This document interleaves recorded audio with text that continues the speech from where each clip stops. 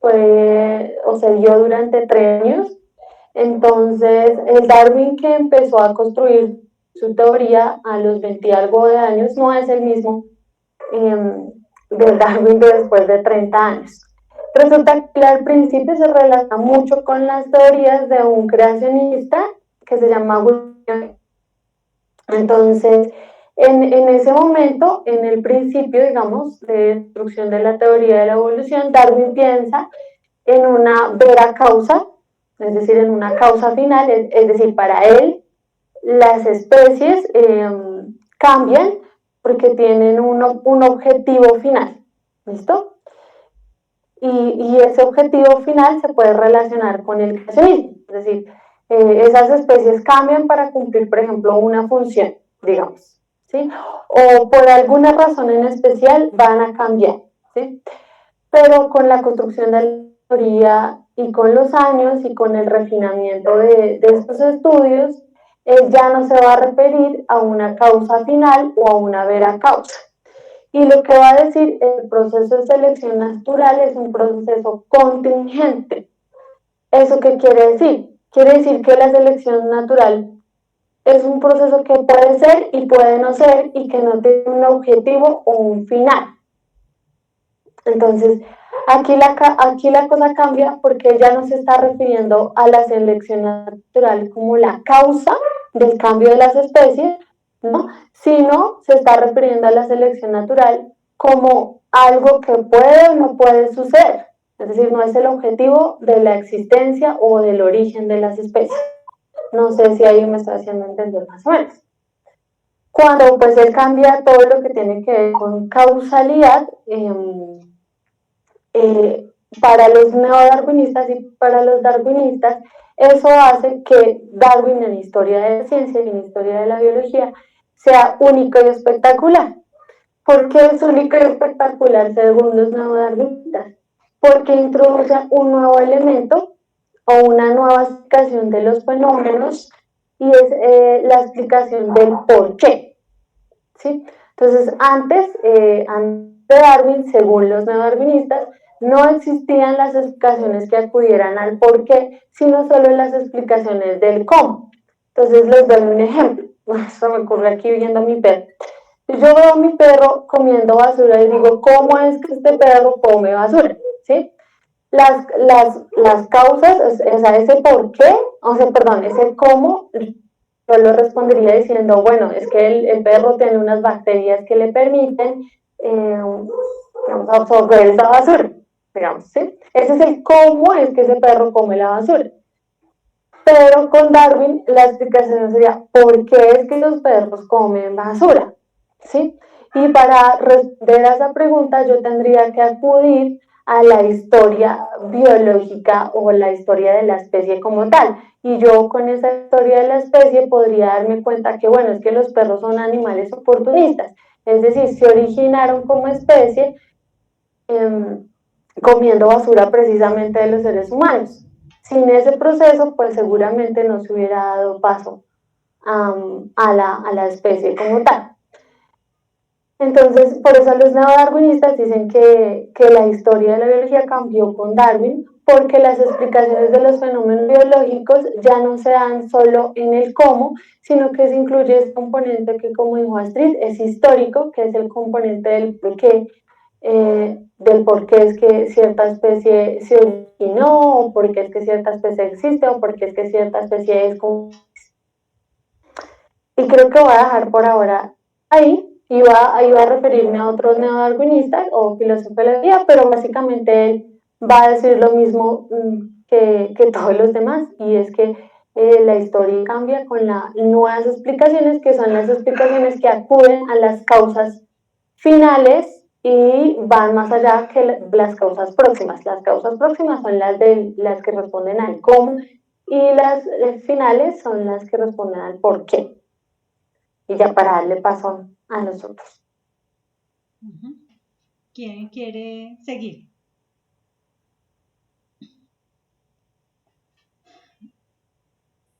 Bueno, pues... Bueno, entonces, sí, sí, el énfasis que hizo Karen con mucha claridad en relación al por qué está enfocado a la mirada evolucionista de la biología. Pero también tenemos que ahí matizar con la mirada funcional de la biología, tiene un carácter antiguo, porque mira, de acuerdo con la unidad de escala de estudio, sea desde una biomolécula o de un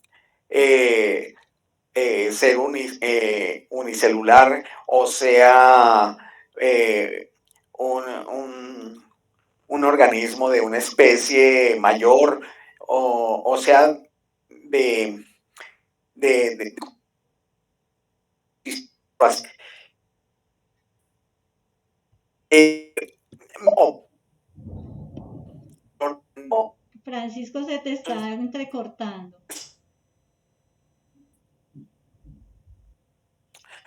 nuevamente hablo, ¿se me oye bien? Sí, señor. Bien, entonces continúo. ¿Los demás me están oyendo entrecortado o me oyen fluido? Te oigo bien, Francisco, te oigo bien.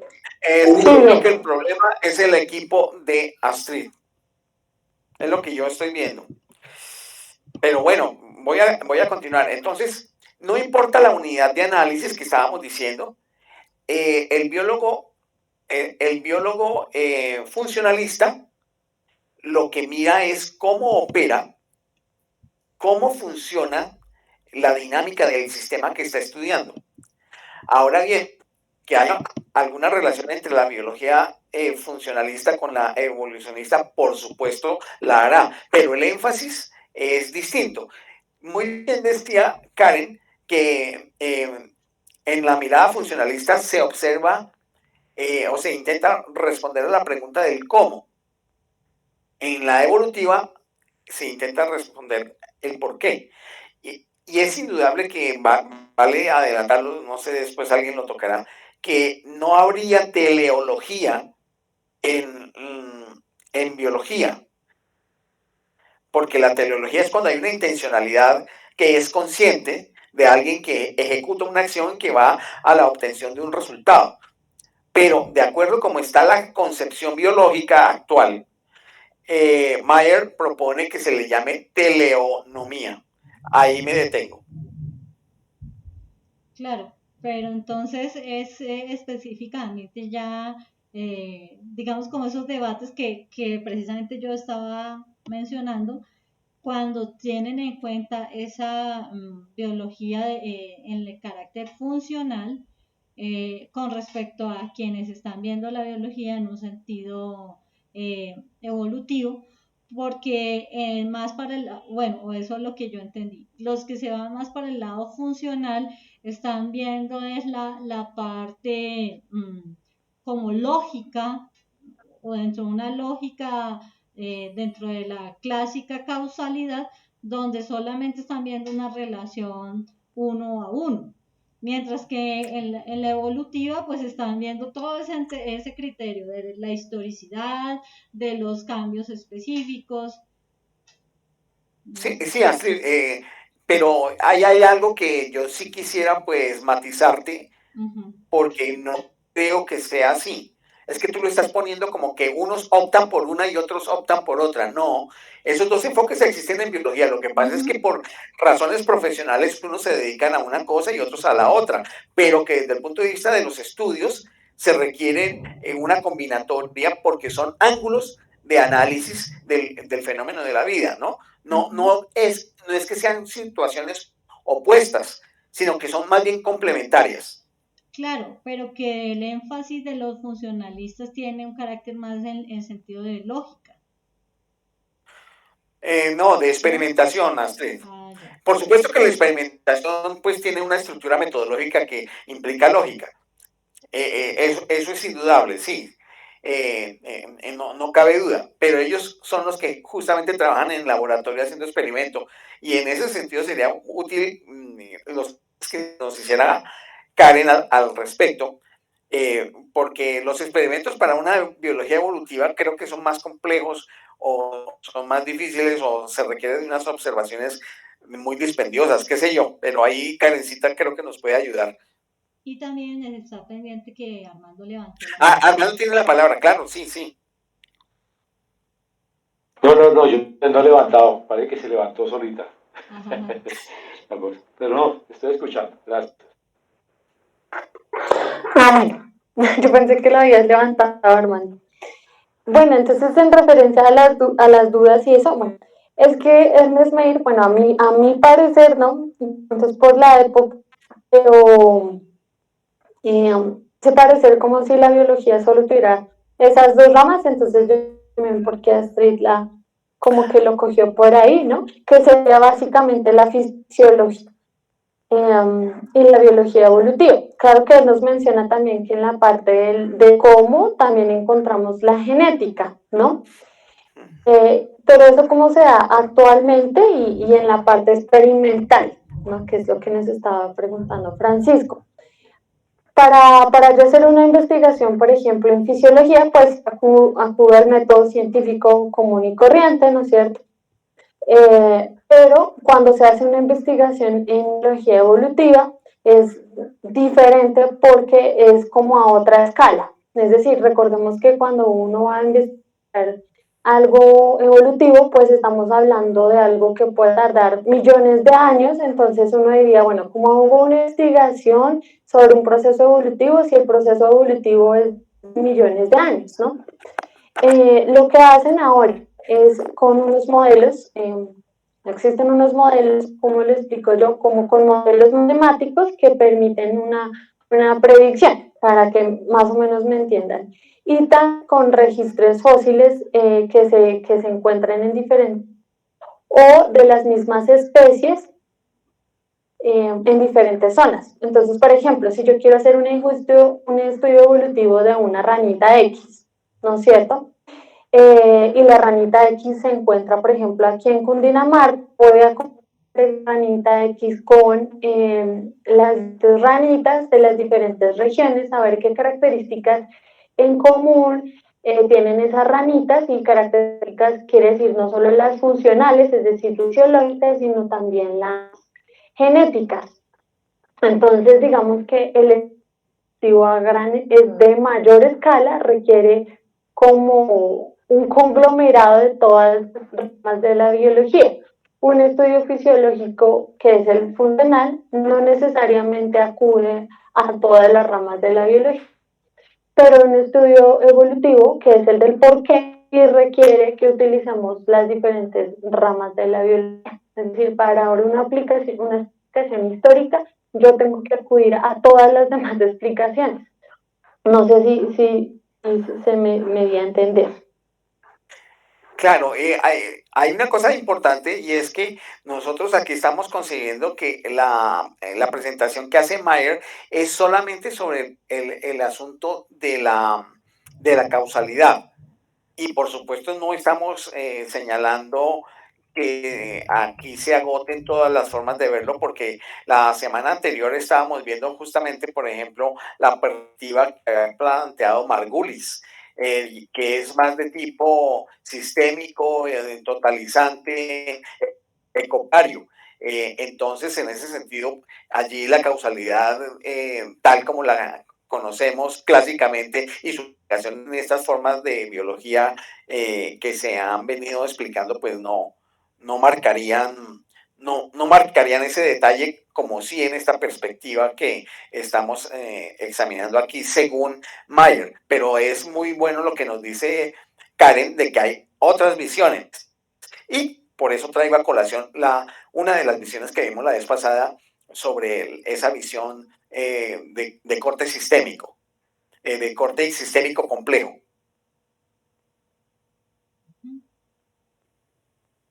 Armando, ¿quieres hacer algún aporte? Bueno, pues otro de los criterios que expresa Meir en cuanto al biólogo funcional es que se ocupa pues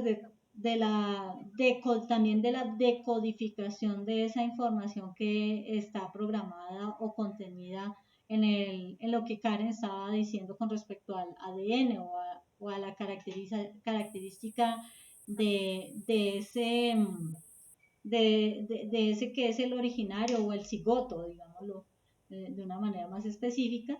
Y es, en cambio, en el caso del biólogo evolutivo, pues está interesado en la historia de esos códigos de información, en las leyes que controlan esos cambios de los códigos, de cómo de generación en generación se va dando ese cambio genético. Esto que muestra, pues que vuelve al punto que ya se había expresado, y es la diferenciación en qué centran la atención y cómo plantea cada uno de ellos la pregunta con respecto a su objeto de bajo investigación, y que con ello pues lo que hace ver es que el sentido de estudiar la vida en sí misma no podría tener una sola línea. Lo que pasa es que se toma a un camino u otro por la complejidad que tiene el estudio de las especies. Sin embargo, una visión integrada de esto, por lo menos de estas dos perspectivas, en el caso de que lo estamos tomando hoy, pues ayuda a entender por qué hay esa especialidad o esa actitud de ver las cosas. Es como una, digamos, como un ejercicio de tipo metódico, más que querer decir con ello de que las cosas o la vida misma es así, o de una o de otra manera, sino que es más por un sentido de método de investigación. Yo quisiera vincular allí, eh, hay algunos antecedentes de tendencias en filosofía de la ciencia que hemos estudiado anteriormente y podríamos decir que, por ejemplo, la visión analítica de la ciencia, muy relacionada, por un lado, con el antiguo positivismo lógico, egoísmo lógico y tradición heredada de la filosofía de la ciencia, se expresa en el trabajo analítico dentro de biología, que estaría en la parte funcional. Eso es el enfoque funcional es un enfoque, por eso es que es empírico, es experimental, donde se analiza la operación y el funcionamiento de mismos. En el caso de la biología evolutiva, que implica pues las concepciones del darwinismo clásico y del neodarwinismo, indudablemente que hay otros elementos que se involucran, que tienen que ver con la dinámica de las transformaciones, que pueden combinar elementos funcionales, indudablemente, sí, los pueden combinar, pero que buscan las transformaciones justamente a partir de, como decía Karen, utilizando modelos matemáticos que se han extraído seguramente de estudios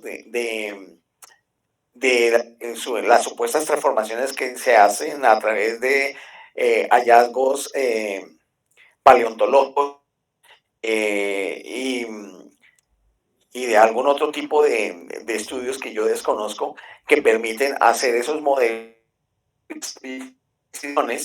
para ver cómo se dan esas transformaciones.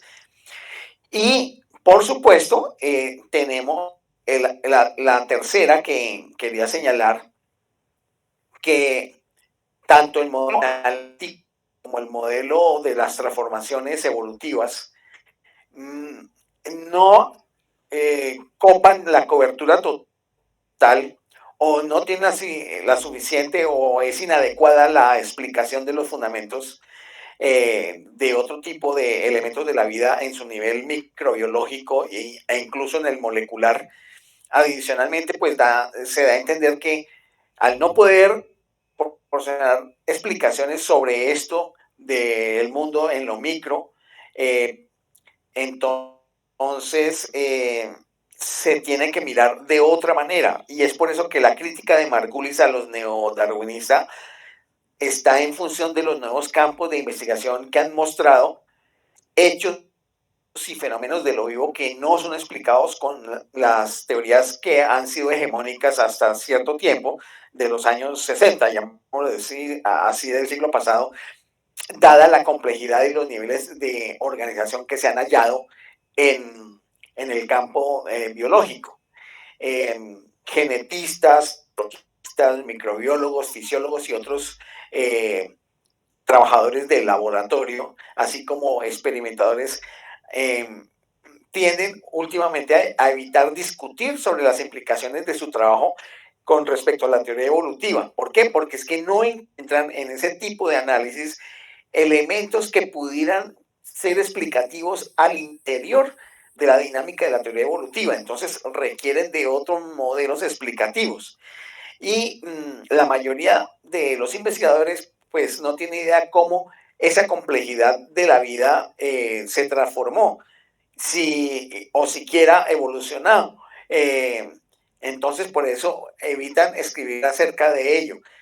Esto que traduce, que también ponen en calzas prietas al neodarwinismo, llamémoslo así, y entonces tratan de optar por unas visiones de tipo sistémico, ecológico, global, que tienda a dar algunas explicaciones, no de transformación, indudablemente, que no se puede, porque es que esa es la dificultad, y Karen la señalaba, porque son transformaciones que de pronto sí, que duran millones de años, no se podrían dar.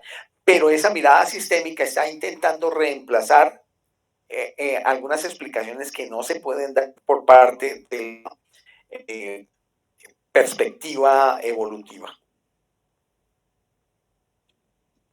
Y dentro de esa visión, digamos, de tener un criterio más amplio para explicar cómo es que funciona este tipo de causalidad en las especies, pues también está como, digámoslo así, con elementos mmm, que complementan estas explicaciones, como es el criterios de causa ecológica, criterios de causa genética, causa fisiológica de tipo intrínseca y de tipo extrínseca.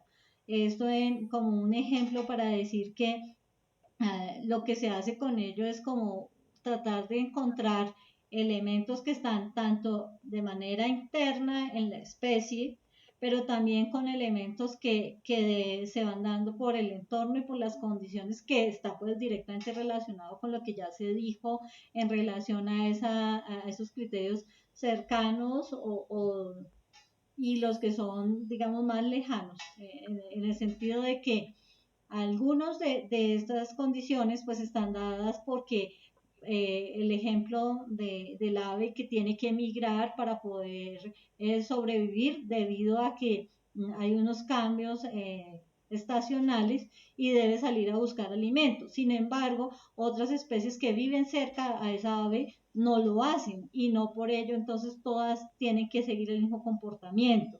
Lo que va mostrando es que hay que ver como esas características que son propias de una especie que nos podrían explicar. Puede ser que tiene que ver con ese criterio de adaptabilidad a un entorno o porque está poniéndose, digamos, como de condición el hecho de la sobrevivencia de la especie, también el hecho de cómo en esos mismos aspectos de adaptabilidad en el entorno, pues le han propiciado en ese proceso evolutivo unas características genéticas que hacen que pueda sobrevivir a ciertas condiciones o como también aquellas que son de tipo externo que tienen que ver con los cambios de temperatura, los cambios de clima. Entonces, aquí vemos que el carácter de la causalidad tiene muchos más elementos que solamente hablar de unos criterios lineales y más bien tendría que ver con elementos intrínsecos y extrínsecos. Roberto.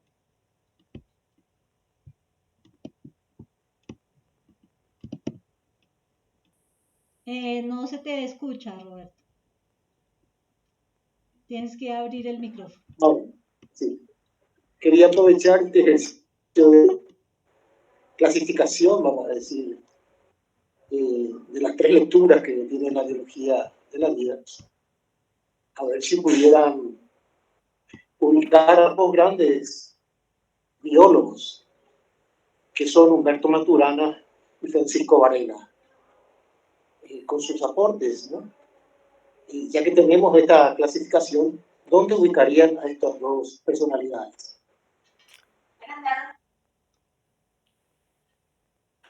Bueno, pero es que sin duda que Varela y Maturana son parte de la última, de las últimas generaciones de filósofos de la biología y de filósofos del conocimiento científico del siglo XX, donde por supuesto la base del conocimiento lo asocia al vínculo de la vida, los organismos vivos y su relación con el ambiente en el que están. Y son más cercanos a las concepciones de orden sistémico y de los órdenes de la autoorganización. Por supuesto que aquí ya el fenómeno de la causalidad se diluye porque es una concepción supremamente más, yo no voy a decir avanzada, a ver, distinta a la clásica organización aristotélica de la explicación del conocimiento, porque allí lo que se plantea, de forma muy grosera voy a decirlo, es que los organismos en términos de relación entre unos y otros y entre grupos de organismos, entre especies, forman unas dinámicas de relación que son supremamente complejas, que tienen una dinámica de transformaciones que todavía desconocemos y que a su vez tienen unas formas de autoorganización, no solamente de individuo, de especie, sino de conjuntos de relaciones de especies que permiten que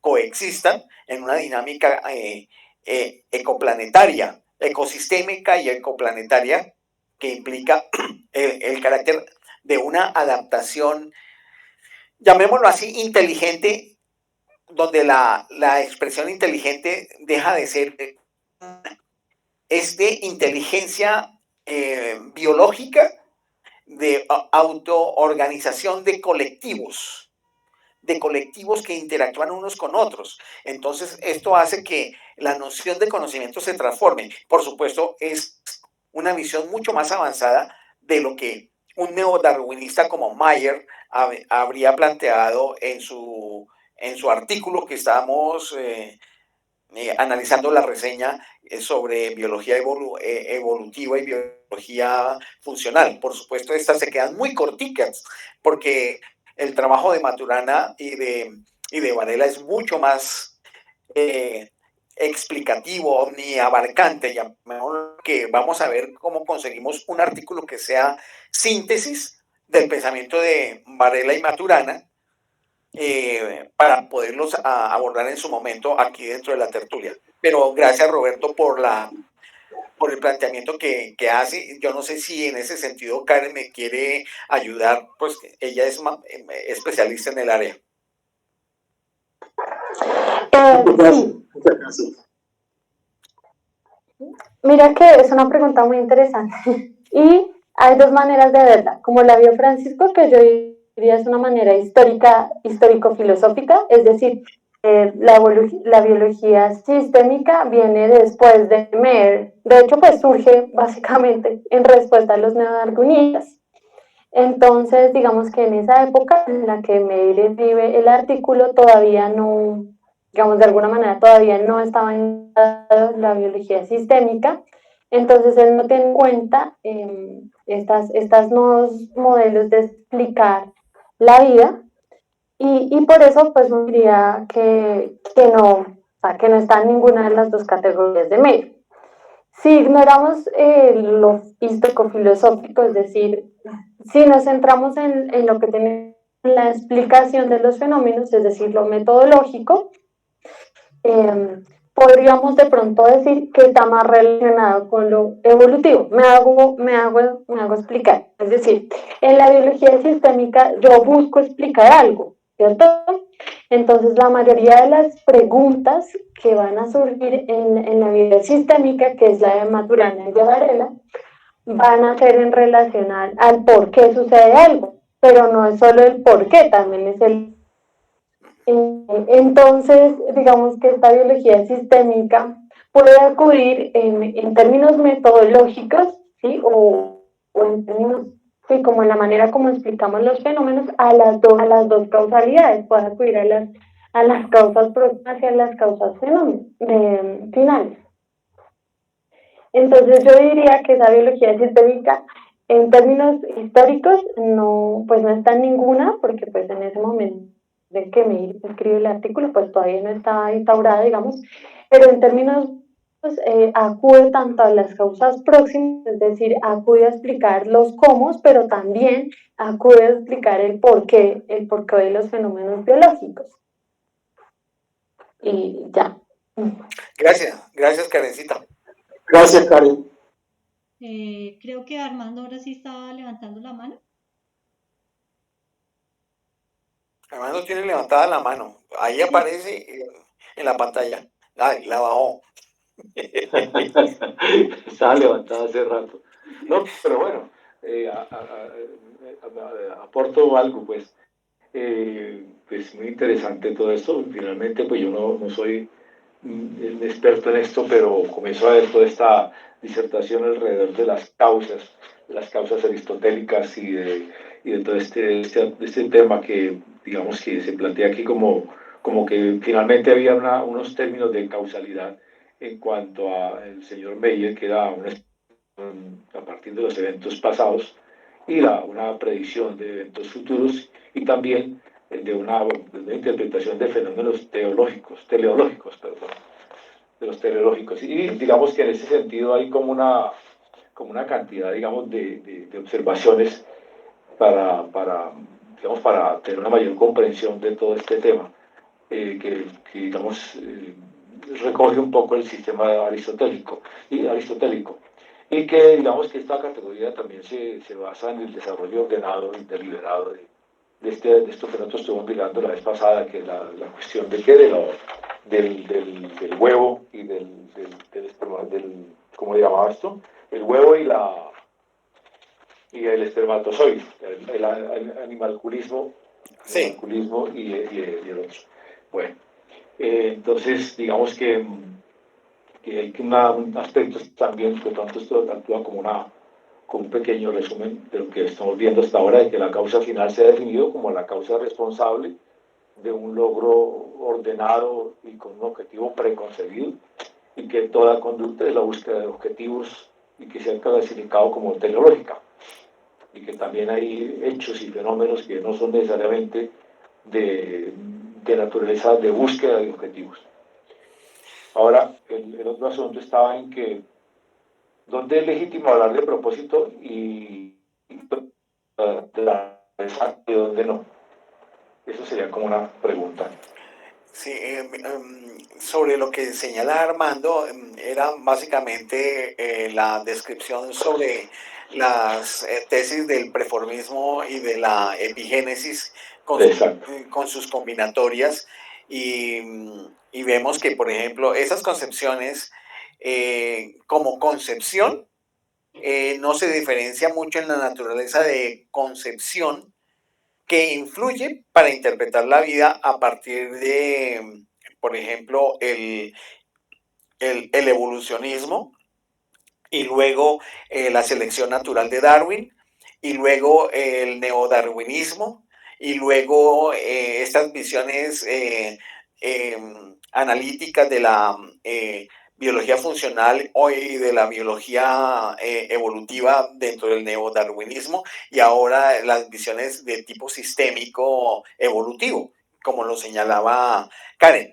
¿En qué son similares? Que son unas concepciones que vienen de fuera de la biología, que tienen que ver con unas influencias del pensamiento histórico que trae la sociedad y que influye en la manera de hacer ciencia, y que logran obtener unas teorías que intentan explicarlo científicamente, pero con una influencia que viene de afuera, que es de carácter filosófica científica. Y esto tiene que ver con esa historia de las ideas de la ciencia, esos elementos que la comunidad de pensamiento, como diría Fleck, o el paradigma, como lo llamaría Kuhn, influyen en las maneras de construir teorías científicas. De esa misma manera, el planteamiento que hace Francisco Varela y y Maturana están relacionadas también con esas formas filosófico-científicas de paradigma que plantean una nueva manera de ver esa síntesis de las relaciones de los grupos vitales en ecosistemas, donde ya las nociones antiguas se pierden. Entonces lo que veo de común en todas es que es un pensamiento que viene del entorno cultural social y que de pronto se pueden encontrar incluso elementos de la política y de las visiones económicas que están detrás para hacer que las ideas científicas se conciban de cierta manera y por supuesto con todo el apoyo empírico que se pueda tener. Quería señalar eso, que son elementos externos a la teoría científica, pero que son considerables por los filósofos de la ciencia para poder explicar el por qué esas teorías son de esa manera. Karen. Tenía una pregunta ahí para Francisco, que estabas hablando de que, bueno, que todo lo que tiene que ver con biología científica, nos estabas mencionando que tiene una influencia externa, es decir, no necesariamente viene de la biología como tal, sino que, como ya lo dijiste, se constitucionó en un paradigma o en, sí, como en una tendencia que se dio en toda la sociedad. Entonces mi pregunta es, ¿cuál es esa tendencia? ¿Por qué? Porque para mí era todo lo contrario. Para mí esa tendencia o ese paradigma originalmente era de la biología y se extendió a otros campos. Pues mi pensamiento era bastante ingenuo, les explico. Porque para mí siempre hemos estado observando la naturaleza, ¿no es cierto? Y en la naturaleza lo sistémico es algo evidente. Por eso yo creía, ¿no?, que era la biología en su observación de esa naturaleza sistémica como un todo que influyó en lo cultural. Pero por eso te pregunto cómo, porque pues según lo que tú dices como lo contrario. Es muy bueno lo que estás señalando, porque es que aquí estoy recordando, por ejemplo, en la visión de Varela y Maturana, por ejemplo, que estaríamos teniendo algunos elementos por allá antiguos del pensamiento de Humboldt, por ejemplo, acerca de esa armonía sistémica. Que no es, la palabra sistémica no existía, pero esa armonía entre todo lo existente. Sí, pero te lo devuelvo de la siguiente manera. Por ejemplo, la selección natural tiene sus fuentes en los planteamientos de Malthus, que son de relación entre población y producción de alimentos, y tiene que ver con el ensayo de la riqueza de las naciones que producen Ricardo y Smith. Entonces, aquí te la devuelvo de la otra manera. Yo veo que hay una serie de ideas que se van dando históricamente, involucran varios elementos y que interactúan de una manera dinámica, no de una manera unilateral, pero influyen en las formas de ver. Porque, claro, el de Humboldt perfectamente permite entender, por ejemplo, esa dinámica y armonía entre lo viví, pues perfectamente al concepto que pueden mandar Varela y Maturana, ¿sí? Las últimas tendencias, inclusive entendiendo la noción de holobionte y sistemas globales, conjuntos de holobiontes que están allí relacionados, que incluso pueden vincularse hasta con elementos de exobiología, biología más cósmica. Sí, perfecto. Pero lo que yo veo es todo eso está en un pensamiento que está dentro de la sociedad independiente de las disciplinas científicas, que llega e influye en las disciplinas científicas. Y no solamente la biología, la economía, la historia, son formas de pensamiento que están allí, que son de externalidad, que van fluyendo como historia de las ideas, que Ludwig Fleck lo llamaba comunidad de pensamiento, no sé si lo recuerdas, pero que influyen en ello y que están más allá de las ciencias, que están más allá de la propia filosofía, llamémoslo así, académica.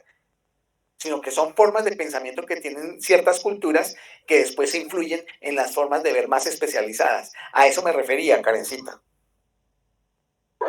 Sí, sí, no, y estamos de acuerdo, es decir, ese paradigma que nosotros podríamos llamar paradigma de lo sistémico aquí, inventándonos términos, es lo que tenemos hoy en día. Entonces, como siguiéndote el hilo, hay que preguntarse por qué se instauró ese paradigma de lo sistémico en todas las dinámicas o en los estudios o en toda la academia, ¿no? Porque no estamos hablando de biología.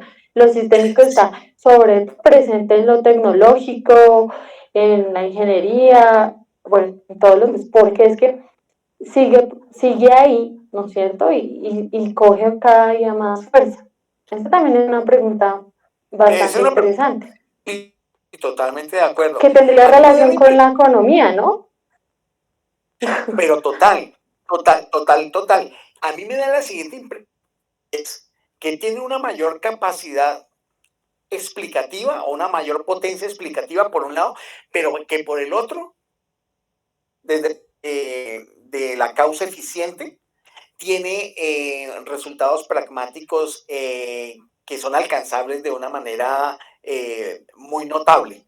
Entonces, al ver las cosas de tipo sistémico y al planificar las cosas de manera sistémica, los resultados son eficientes. Porque hoy vemos las cosas, pero también las planificamos de manera sistémica, entendiendo de que todo está relacionado con todo. Esa visión de que todo está relacionado con todo hace que los procesos de planificación estén implicando una dinámica de múltiples interrelaciones que hacen que se pueda manejar o que se le dé timón a los sistemas de las cosas de una manera más eficiente y obtener resultados que se quieren en vez de tener visiones separadas, donde las cosas, al no considerarse interconectadas, entonces no se puede tener mayor control. Y esto está relacionado con el control y está relacionado con el poder. Es como lo veo, mi querida Karen. Sí, mira que yo estaba pensando eso, pero también lo estaba pensando en la globalización. O sea, la globalización nos trajo el contacto con todos y de alguna manera eso también responde a los técnicos. Sí, totalmente de acuerdo. Y creo que sí, es que es todo interactivo, veo todo interactivo. Roberto estaba levantando la mano. Sí, estaba esperando que ustedes terminaran. No, muy bien. Visto que tuvo esta deriva interesante, digamos, nuestra actualidad, te quiero preguntar también, y lo que está más allá de lo sistémico, ¿cómo sería la biología más allá de lo sistémico? Mi pregunta. Yo en ese momento me siento ignorante para responder eso, la verdad. Pues hay una que es apremiante y que es preocupante, porque podemos mirar la biología vinculada con la inteligencia artificial y estaríamos encontrándonos con lo que se llama hoy por hoy transhumanismo, y es la vinculación entre sistemas vivos con sistemas automatizados utilizando inteligencia artificial con máquinas de autoaprendizaje y que son máquinas supremamente sofisticadas donde, por ejemplo, los procesadores, utilizando la ciencia de los nuevos materiales, hacen que podamos tener microprocesadores de 7 nanómetros con los cuales se multiplica la cantidad de chips que tienen la posibilidad de hacer procesamientos mucho más complejos y la capacidad de hacer autoaprendizaje en la medida en que los dispositivos van trabajando. Y si eso lo articulamos a procesos biológicos perfectamente, pues armamos lo que se llaman los cyborgs, organismos cibernéticos, y si lo armamos no solamente como individuos, sino como sistemas, nos encontramos que hay toda una dinámica de vida artificial donde está vinculado lo tecnológico con lo vivo. Pero a su vez, si intentamos vincular ya los alcances que se tienen en inteligencia artificial utilizando computación cuántica, donde los procesadores ya para el año 2023 serán de 1021 qubits, se dispara totalmente toda la capacidad de elaboración, resolución, producción de resultados, conocimiento, información y transformaciones en distintos campos de la actividad. Entonces, esto yo no veo que tenga un mayor límite. Por eso es que te digo que para mí es muy difícil dar una respuesta eh, eh, a esa pregunta sobre cómo se puede concebir la vida o la biología más allá de lo sistémico. Porque es que aquí ya viene un asunto que es no de la descripción ni de la explicación, sino de la acción, de la producción, de lo pragmático, de la producción, y nos lleva a lo que se ha denominado transhumanismo. Es lo que yo veo. Yo no sé, Karen, de pronto quiere decir alguna otra cosa. Muchas gracias, Francisco. Sí, señor. Sí, espérame un segundo que me escribí. Sí, mira que yo esa pregunta de Roberto también es una pregunta ahí capciosa. ¿Por qué? Porque tú nos decías, bueno, ¿cómo podemos entender la biología sin los sistemas? Pues la biología hoy en día no se podría entender sin los sistemas, porque básicamente todas las explicaciones de lo vivo se dan en términos de sistemas, ¿sí? Es decir, como tal, lo vivo es un sistema particular, ¿sí? Y en ese particular es donde yo veo las otras posibilidades fuera de lo sistémico. Es decir, hay elementos que se nos escapan de nuestro entendimiento que se encuentran en lo vivo. Y serían esos nuevos elementos o los elementos que aún no entendemos que se encuentran en el vivo, que saldría del diagnóstico. Esto otra vez es algo muy ingenuo, ¿no? Diría que lo que puede suceder es lo que está sucediendo además y que nos está diciendo Francis, no estábamos del grupo, pero sí yo creo que hay otras posibilidades de la biología fuera de lo sistémico y están en eso otro que todavía no entendemos que hace particular a lo vivo. Y como es eso otro que no entendemos, pues podríamos decir que eso que no entendemos está fuera de lo sistémico. No sé si pude responder a tu pregunta. Yo lo veo así, yo veo que la biología como tal de hoy en día no sería casi que nada sin lo sistémico, pero sin embargo aclarando que en los sistemas vivos o en lo vivo hay algo que escapa y ese algo que se nos escapa serían las nuevas posibilidades o eso que se sale del estudio de los técnicos. Gracias, Karen. Gracias.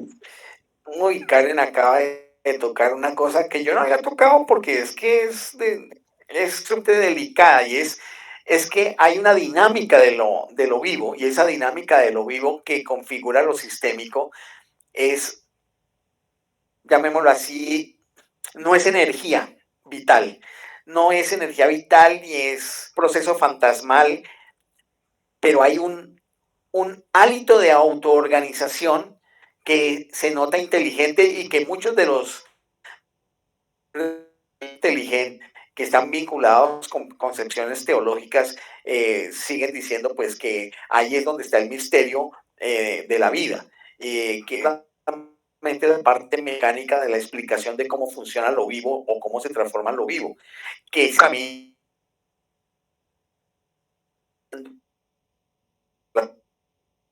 al ser artificial de la información, de la comunicación y de todo lo que son los nuevos dispositivos utilizando nuevos materiales, donde se puede hacer incluso una fusión de lo vivo en otro nivel de comprensión mucho más allá de lo que hemos conocido hasta ahora como vida.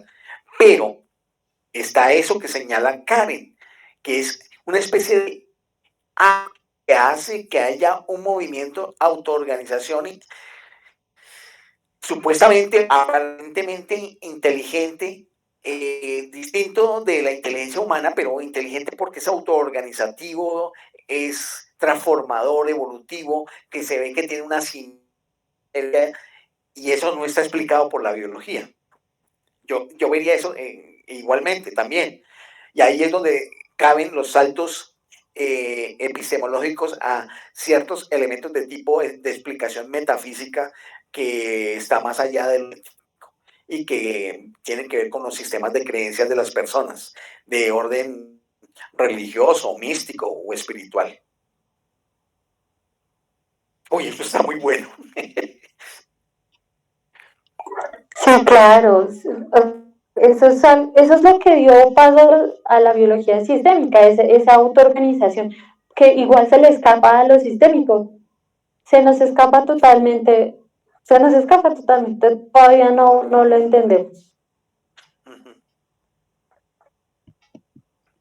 Bueno, pues aquí lo que vamos viendo es cómo también se entrecruzan no solo aspectos de la filosofía de la biología, sino de la filosofía de la ciencia y la historia de las ideas de la ciencia en general, pues tomando elementos de lo que estaba planteando Roberto, que viene con lo de la pregunta que ya hizo anteriormente, unido a las explicaciones que tanto Francisco como Karen han ido mostrando, porque definitivamente lo que aquí también está es un entrecruzamiento de las disciplinas que precisamente en la época de Aristóteles pues no estaban tan establecidas, tan delimitadas, pero que luego ya, como lo habíamos dado en otras ocasiones, pues hacia el siglo XVIII se van bifurcando, y eso también es lo que hace que todas estas interpretaciones que se están evidenciando aquí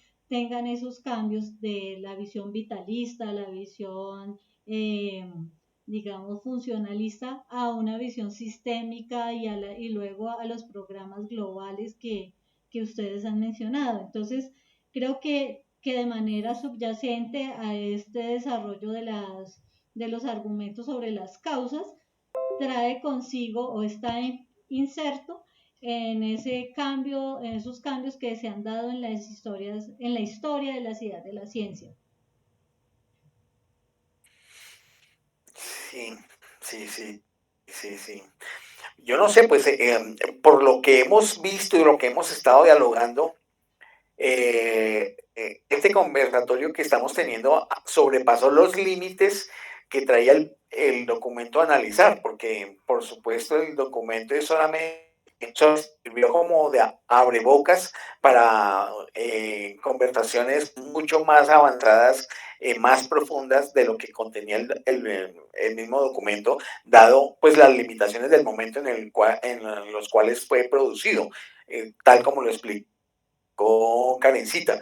Entonces, pues yo veo que en ese sentido, a menos que haya alguna otra intervención, pues estaría como agotado eh, el, el conversatorio. No sé si hay algún otro elemento Pues yo creo que y hay más algún bien... elemento que también es válido tener en cuenta, y es esos problemas, aparte del problema que sí encierra la causalidad, es el tema de la predictibilidad, de cómo específicamente en este campo de la filosofía de la biología, esas predicciones, o esa búsqueda de una causa final, no solo en sentido teleológico, sino también en sentido predictivo, que es una intención que ha estado subyacente en las ciencias. Y en el caso de la biología, pues esa predicción es tratando de darle solución a través de clasificaciones o a través de ver esa correlación de lo físico-químico en el aspecto molecular, las predicciones como resultados de interacciones ecológicas complejas y las predicciones que trata de hacer a través de los eventos evolutivos. Está precisamente en esa perspectiva de la filosofía de la biología que trata de darle una explicación causal con estos, digamos, con estas limitaciones, porque ya habíamos visto en otra ocasión que esos criterios de predictibilidad estaban más dados por las ciencias lógico-formales, pero aquí las vemos también presentes en la biología, que es parte de la vida. Yo preguntaría, ¿en qué paradigma de la biología? ¿En el paradigma sistémico? En la visión de la discusión que está planteando, que es entre la relación de lo evolutivo frente a lo funcional. Funcional. Ahí estamos de acuerdo. Sí, Que es visión analítica versus visión histórica. exacto. Sí. Y de manera transversal a ese debate, pues están estos problemas de la predictibilidad. Porque Por acuérdense eso, que son tres condiciones o tres elementos que destaca este autor que se convierten como en elementos de discusión sobre los cuales subyace este debate de las dos tendencias. Uno tendría que ver con el primero que estábamos diciendo que era el carácter teleológico, el segundo tiene que ver con el carácter, el segundo con el problema de la predicción y otro, son tres. Que no ¿el de la explicación? Pues el de la explicación es el que precisamente está en todos y cada uno de ellos. Sí. El asunto es que la explicación nació con las ciencias físicas. Básicamente con las ciencias físicas, específicamente con la física. Sí. Yo veo que la predicción, si se hace un estudio solamente desde la perspectiva de la biología funcional, indudablemente la herramienta de la explicación funciona. Y hay alguna probabilidad, y digo probabilidad hablando estadísticamente, de que también se puede hacer alguna predictibilidad. Y en ese sentido está, por ejemplo, su utilización en la medicina. Cuando hay un diagnóstico y después un pronóstico. Cuando se hacen estudios de tipo funcional. Pero en los estudios de tipo evolutivo yo no veo cómo puede haber predictibilidad. No veo posible eso. Por la misma naturaleza del carácter histórico que tiene, con el cual pues no se puede manejar, es que es imposible manejarlo. Entonces, yo no lo vería allí, pero teniendo en cuenta los modelos actuales de tipo sistémico, yo creo que se desmorona el intento de predictibilidad, porque es que las predictibilidades están relacionadas justamente con esas razones explicativas de corte causal, que como diría Roberto son de carácter como lineal, de unas correlaciones de pocas variables, pero cuando son multicausales, multivariables, llamémoslo mejor multivariables, yo no veo cómo puede haber predictibilidad allí. Claro. Es Por eso la es percepción que tengo. exacto, por eso es que el texto solo se centra en el carácter de la visión causal, en esas dos perspectivas, donde específicamente, por ejemplo, la predictibilidad solamente a través de ver muestras específicas de una especie. Entonces, ¿cómo puede hacerse predicción en el ejercicio de la genética y decir, de acuerdo a esa predisposición genética que ya trae esta pareja, muy posiblemente sus descendientes tendrán estas características? Y lo hacen Sí, pero existe una predictibilidad que necesariamente siempre será estadística, no funciona como en las ciencias físicas. O sea que el nivel de error es más amplio, cosa que también sucede, por ejemplo, en la investigación en ciencias humanas y sociales. El nivel de error es más amplio. Claro, pero entonces por eso se está centrando solamente en condiciones de tipo físico-químico, que son las que de alguna manera vienen insertas de manera intrínseca en la Sí, especie. de lo que estamos hablando, pero en el enfoque funcional. Funcional de la biología, donde esa parte que tú dices de lo físico-químico, pues claro, perfectamente se puede explicar así, sí. Sí, no, ahí no, tendrá que definitivamente el científico lo que hace con su predicción es buscar digamos que su fin, si es la palabra, es su valor predictivo digamos, para el desarrollo de algo. Entonces es como el asunto, es como una teoría clásica, la causalidad, que era como la bondad causal era, la bondad de la explicación causal era su valor predictivo. Y esa predicción era concomitante, inseparable de la causalidad todo científico. Pues entonces el hombre va a ser feliz, va a quedar feliz porque dice, mis ideas sí tienen un alto valor predictivo. Pero digamos que eso está como dentro de ese carácter especulativo y ese carácter, digamos, generando ciencia. Lo veo como eso, ¿no? Sí, sí, sí, claro. Y eso nos hace recordar cuando estuvimos en la tertulia analizando que la predicción se da cuando está el modelo explicativo, pero sin datos empíricos. Ya la explicación está dada cuando tenemos el modelo explicativo y tenemos datos empíricos que nos permite pues, decir cómo es que ese modelo explica los fenómenos rescatados en los registros de los datos empíricos. Eso es otro elemento que habíamos estudiado hace tal vez 2 meses. Sí, sí, el valor de la predicción. Y miraba, pues, no sé si pues que en biología, pues la predicción es es una base muy fuerte, ¿no? Como la clasificación de especies, que de la mayoría, que decía ahorita así, ¿no? La mayoría de los fenómenos físico-químicos a nivel molecular, predicción de resultados de interacciones ecológicas complejas, de eventos evolutivos. Y bueno, y que esa es como la forma en que va a desarrollar la teoría.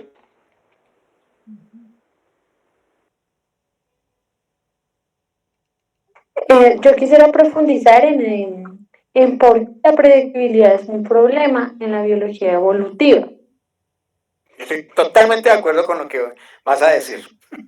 Seguro. Es un problema, es que nosotros no podemos predecir la evolución, porque es un proceso azaroso, ¿sí? Voy a explicarlo con un ejemplo. Mejor, con el clásico ejemplo del oso polar, ¿no es cierto? Entonces todos, o bueno, todos, porque pues las épocas cambian, nos explicaron la teoría de la evolución con el oso polar, y la pregunta es, bueno, ¿por qué el oso polar tiene el pelo blanco, ¿no es cierto? Entonces le decían a uno, no, pues es que el oso polar tiene el pelo blanquito porque se mimetiza y resulta que le salió el pelo blanquito para poder mimetizarse, y entonces que no lo vieran sus presas y poder cazar a las presas, ¿cierto? Pero esa explicación no es la correcta en términos evolutivos. ¿Qué fue lo que pasó en términos evolutivos? Ese oso polar hace millones de años no era blanco, era un oso, digamos, café, y se dio una mutación en su ADN, pero las mutaciones son azarosas, es decir, no tienen un fin. Ese ADN mutó porque sí, o sea, sí fue algo azaroso. Hubieron, de hecho, muy seguramente unos ositos cafés, unos ositos grises, sí, porque se dieron las mutaciones, y otros ositos blancos. Y casualmente, o sea, azarosamente, esa mutación del osito blanco les confirió una ventaja que les permitió sobrevivir, y por lo tanto la mutación pasa de generación en generación hasta que se consolidó y formó una nueva especie. Entonces, este ejemplo sirve para explicar por qué la predictibilidad es un problema. Yo no puedo predecir si va a originar una X especie porque es que es totalmente azaroso. Yo no puedo mirar el ADN y decir, en este ADN se va a mutar este gen. No, porque es absolutamente azaroso. Por eso la predictibilidad es un problema en biología evolutiva. No sé si me hice entender con respecto a ese aspecto de la Estoy predictibilidad. totalmente, sí, sí.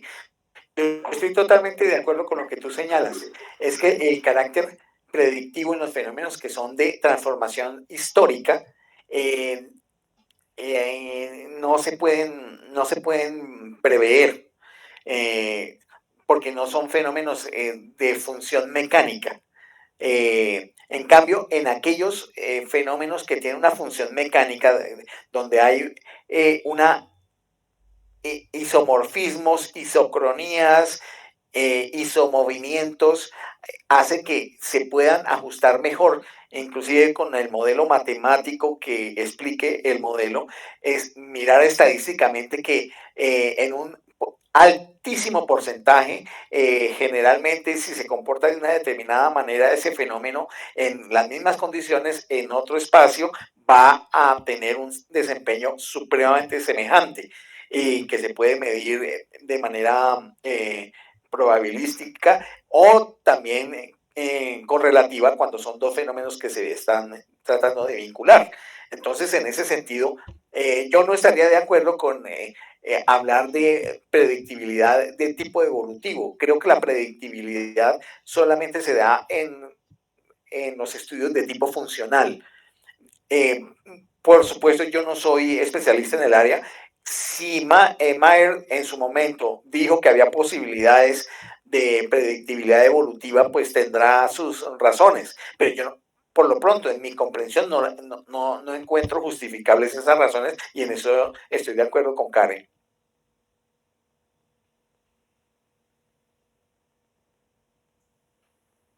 Bueno, por lo menos Sí, de hecho, para debate de aclaración, me parece magnífico. sí, Gracias. claro.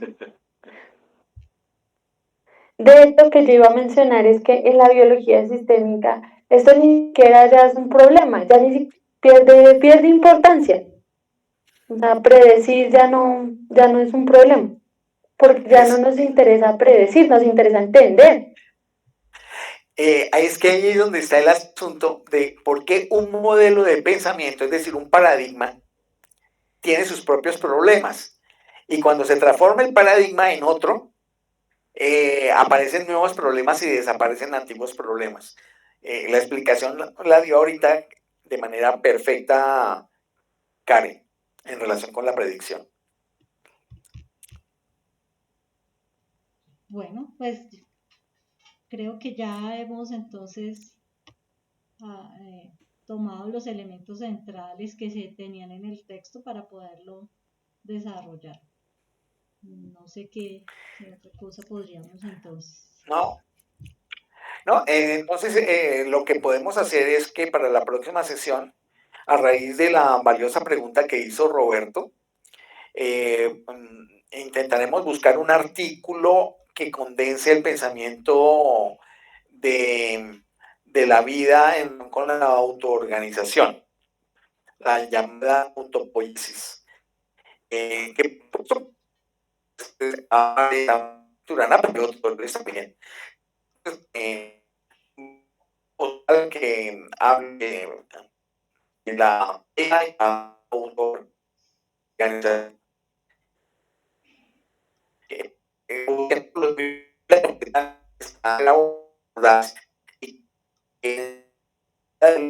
No sé,